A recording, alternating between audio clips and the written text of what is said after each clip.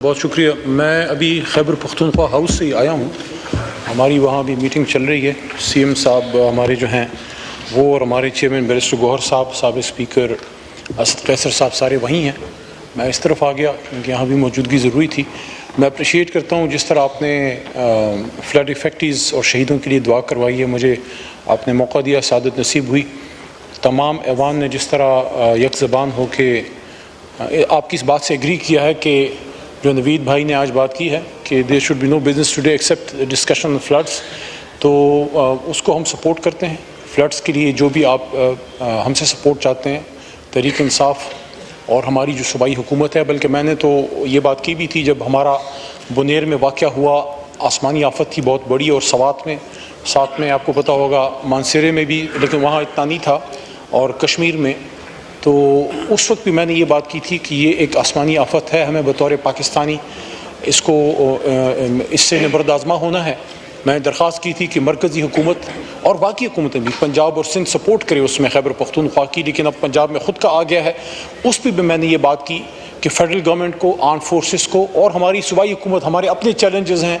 وہاں مالاکنڈ ڈویژن میں جنید صاحب بیٹھے ہیں، وہاں جس طرح کا چیلنج ہے، یقین کیجئے بنیر میں جو لوگ ہیں ان کی وہ نقشہ ہی بدل گیا ہے.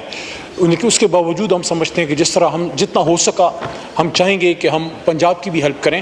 تو ایک میری صرف سجیشن یہ ہے کہ کرائسس سر آ جاتا ہے، کرائسس اور ہو جاتا ہے، پھر کسی اور مسئلے میں ہم پھنس جاتے ہیں.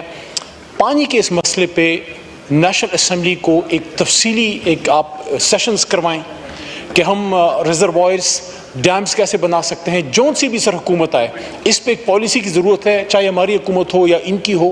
ہمارے دور میں مومن ڈیم خان صاحب نے سٹارٹ کیا تھا، میاں صاحب کی ابھی حکومت ہے، بادشاہ کو بھی کمپلیٹ ہونا چاہیے. مومن ڈیم پہ میں سمجھتا ہوں شہباز شریف صاحب سے میری ریکویسٹ ہوگی، آج تو نہیں ہے ان کے وزرائے کرام بیٹھے ہیں، کہ جو مومن ڈیم پہ کام خان صاحب نے شروع کیا تھا، تو خواجہ آصف صاحب تشریف فرمائے، میں نام لے کے بات کر رہا ہوں، ہمارے ڈاکٹر طارق صاحب بھی ہیں، کہ اس پہ اگر کام تیز کر لیا جائے، اور ہم آج بھی اگر ہم سر کام شروع کر لیں تو 4-5 سال میں شاید ہم اس سٹیج پہ پہنچ جائیں کہ اس پانی کو، جو قیمتی پانی ہے، اس کو ہم سیو کر سکیں. تو بجائے اس کے کہ ہماری ڈیوسٹیشن کرے یا ہمارے ملک کے بننے کا ذریعہ بنے گا، اس پہ پورے ایوان کو سوچنا چاہیے کہ ہم اپنے ملک کے لیے نئے ڈیمز اور ریزروائرز ہم کس طرح بنا سکتے ہیں. اس پہ کوئی پالیٹکس نہیں ہونی چاہیے. یہ پاکستان کے مفاد کی بات ہے، اور یہ بہت بڑا ہم پہ سر کوسچن مارک بھی. آخری لائن کہ ہم بڑی پاکستان کی، ہم ڈیموکریٹک پارٹیاں بات کرتے ہیں، لیکن جتنے 2-3 بڑے ڈیم ہیں وہ انہی لوگوں نے بنائے ہیں جن سے ہماری ایک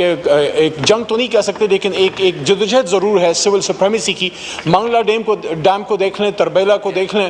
اس کے بعد کوئی بڑا ڈیم اس لیول کا ہم اس ملک میں ہم پولیٹیکل جماعتیں نہیں بنا سکے.